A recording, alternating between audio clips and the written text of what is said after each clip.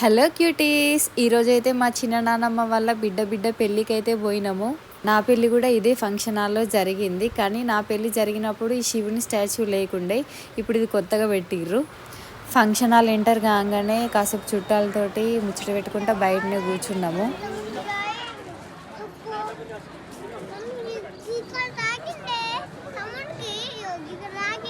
ఎక్కడ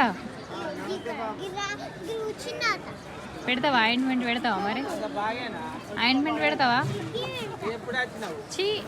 ఇక మా పెద్దోనికి జంతువులు అంటే పిచ్చి. ఇక ఆనికి తగ్గట్టు ఫంక్షన్ హాల్లో 2 జింకలు పెట్టిర్రు. మమ్మీ అక్కడికి పోదందా అని ఊకే గుంజుకోవడే. ఇక కాసేపు అక్కడనే మంచిగా ఆడుకున్నారు. అదేంటి చెప్పు. డీర్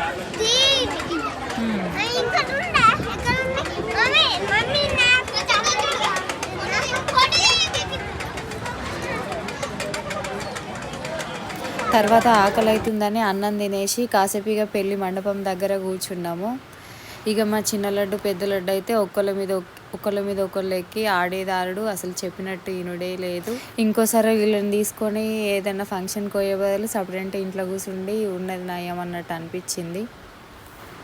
కానీ ఇటువంటి ఫంక్షన్స్ మనం అటెండ్ అయితేనే కొన్ని నెలల నుండి కలవని చుట్టాలను కూడా మనం కలవగలుగుతాం.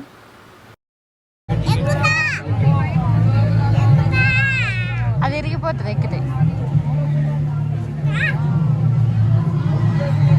ఇక వీళ్ళిద్దరైతే మనం చిన్నప్పుడు ఏదైనా పెళ్ళికి అయినప్పుడు అక్కడ థర్మకోల్ బాల్స్ ఎట్లా ఏరుకునేటోళ్ళమో అట్లనే వీళ్ళు కూడా వాటితోనే ఆడుతున్నారు.